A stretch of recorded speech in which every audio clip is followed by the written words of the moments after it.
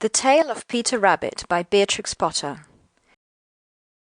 Once upon a time there were 4 little rabbits, and their names were Flopsy, Mopsy, Cottontail, and Peter. They lived with their mother in a sandbank underneath the root of a very big fir tree. "Now, my dears," said old Mrs. Rabbit one morning, "you may go into the fields or down the lane, but don't go into Mr. McGregor's garden. Your father had an accident there. He was put in a pie by Mrs. McGregor.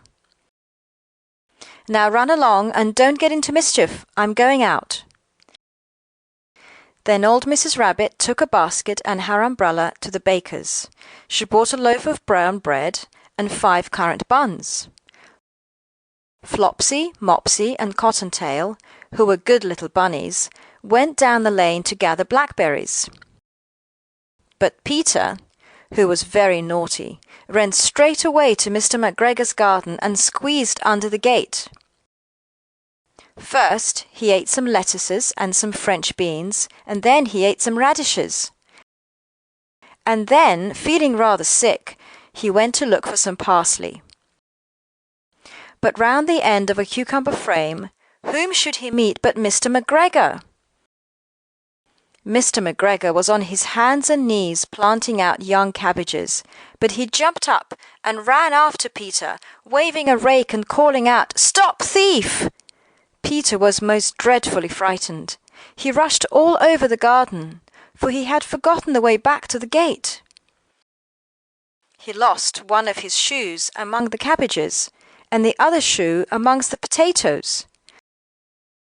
After losing them, he ran on 4 legs and went faster, so that I think he might have got away altogether if he had not, unfortunately, run into a gooseberry net, and got caught by the large buttons on his jacket.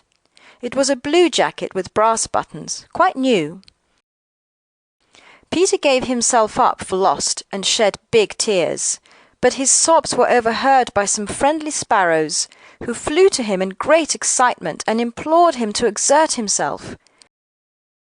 Mr. McGregor came up with a sieve, which he intended to pop upon the top of Peter, but Peter wriggled out just in time, leaving his jacket behind him, and rushed into the tool shed and jumped into a can. It would have been a beautiful thing to hide in if it had not had so much water in it. Mr. McGregor was quite sure that Peter was somewhere in the tool shed, perhaps hidden underneath a flower pot.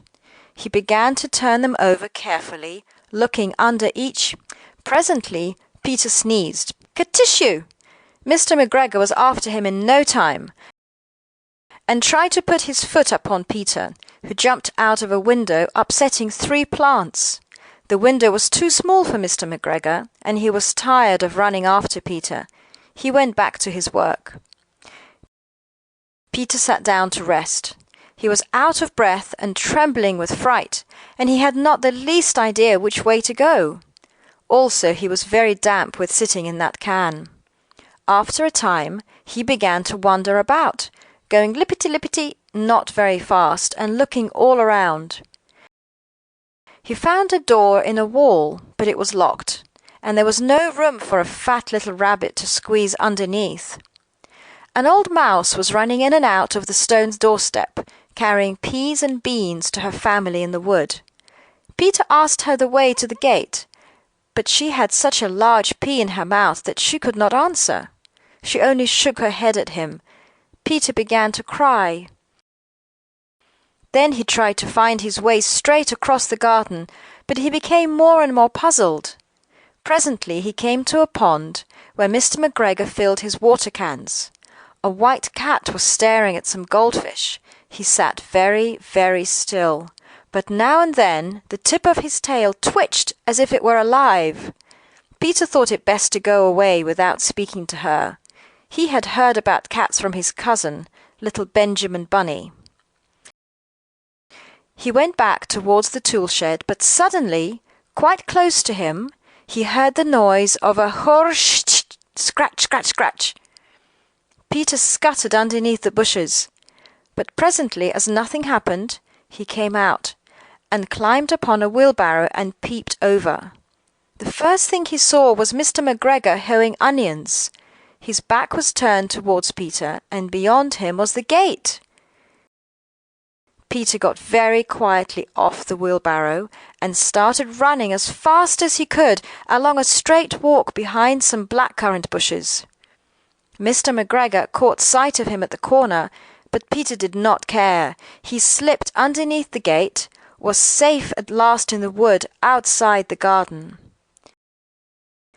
Mr. McGregor hung up the little jacket and the shoes for a scarecrow to frighten the blackbirds. Peter never stopped running or looked behind him till he got home to the big fir tree. He was so tired that he flopped down upon the nice soft sand on the floor of the rabbit hole and shut his eyes. His mother was busy cooking. She wondered what he had done with his clothes. It was the second little jacket and pair of shoes that Peter had lost in a fortnight. I'm sorry to say that Peter was not very well during the evening. His mother put him to bed and made some chamomile tea, and she gave a dose of it to Peter. 1 tablespoon to be taken at bedtime. But Flopsy, Mopsy, and Cottontail had bread and milk and blackberries for supper. The end.